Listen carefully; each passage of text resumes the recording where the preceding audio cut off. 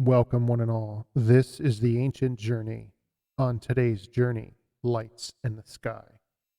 Before we begin, don't forget, if you enjoy our content, hit that like button, share the video, and subscribe. Now let's get started. This weekend, as you stare up into the sky, think, how many times can you see something and still ignore it? How much proof is needed before you believe? Long ago, there against a shadowy wall of a dimly lit cave, man tried to express what he had seen in the skies.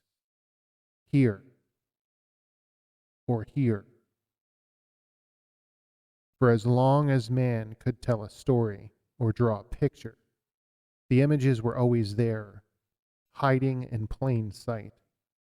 And soon those cave drawings would turn into canvas paintings. And again, man would try to express what he had seen or thought he had seen here or here. And then came the camera, and man no longer had to try to express what he saw. There was a record of it, there burned onto the celluloid film of a still or a movie camera, here and here. And there are many more than that. And now, as man turns not only his eyes, but also his cell phone towards the heavens, there will be many more sightings. Ones like here, or here.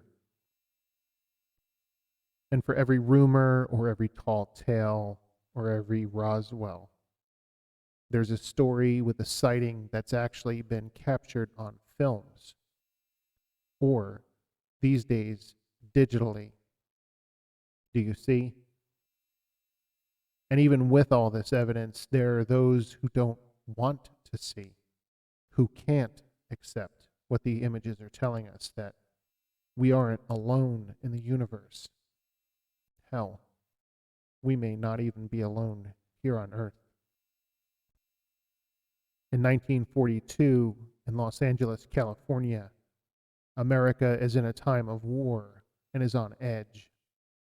At 2:25 in the morning, air raid sirens sound throughout Los Angeles County, and by 3:16 in the morning, coastal artillery brigades begin firing over 1,400 shells at what is reported as an aircraft.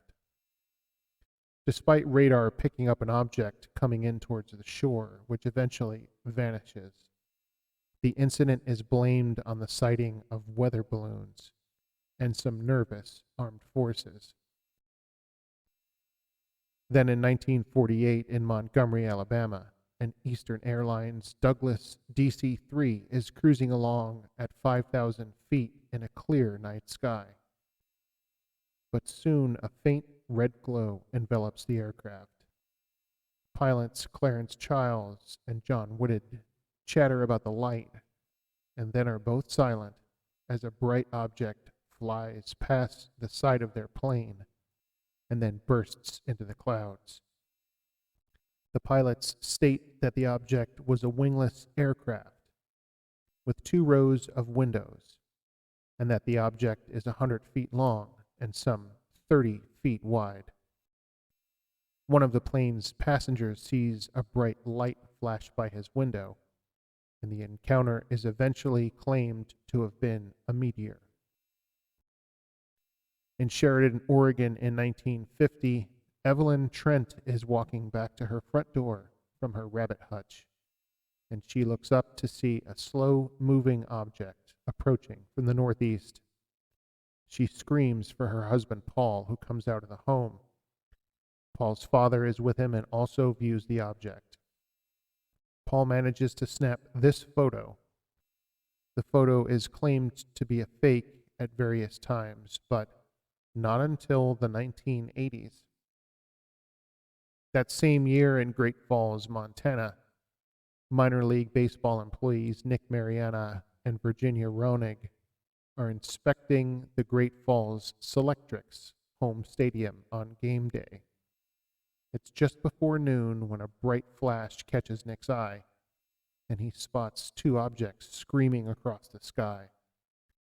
They appear to be rotating and moving at a speed of 300 miles per hour. Using his 16mm movie camera, Mariana films a 16-second video of the objects. The Air Force claims that the objects are just reflections off of F-94 jets that are in the area, but analysis of the film never proves that to be the case.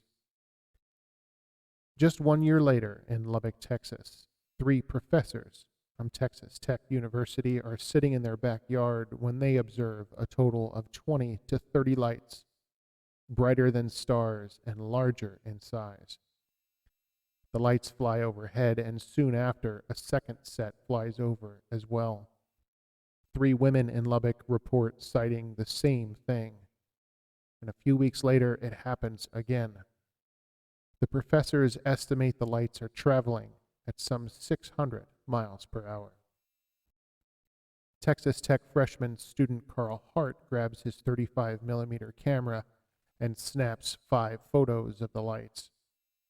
The photos are never proven to be real or fake, but the U.S. Air Force's Project Blue Book, an organization whose job it is to attempt to explain UFO sightings away, claim that those sightings are very easily explained, but then never explain them. In western Michigan in 1994, hundreds of people report sightings of UFOs. A conversation takes place between a weather radar operator and the National Weather Service. Neither has any idea what they are looking at on their radar screens.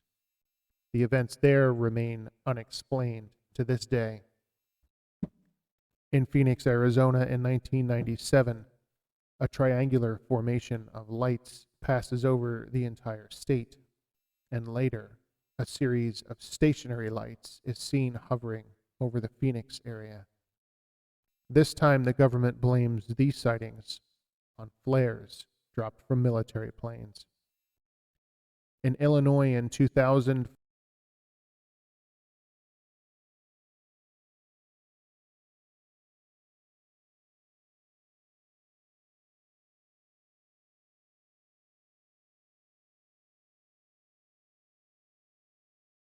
in nearby Chicago in 2006, a group of 12 airport employees witnessed a saucer-shaped craft hovering over gate C-17 of the O'Hare International Airport.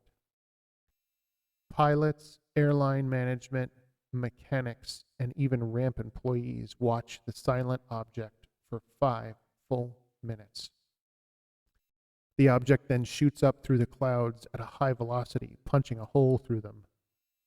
Air traffic controllers don't see the object on their screens, and the incident is passed off as a weather anomaly.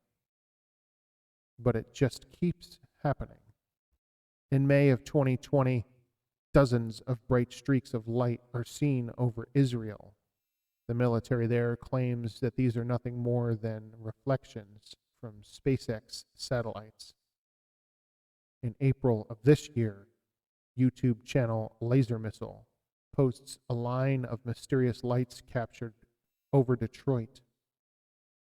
And on June 28th of this year, Twitter user Gabe Gunlock posts a video of multiple orange lights floating over the ocean near San Diego.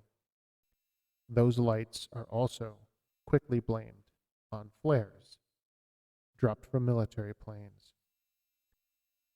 So after what you've seen, do you believe now? I know. I want to. Thanks for watching, and thanks for sharing the journey.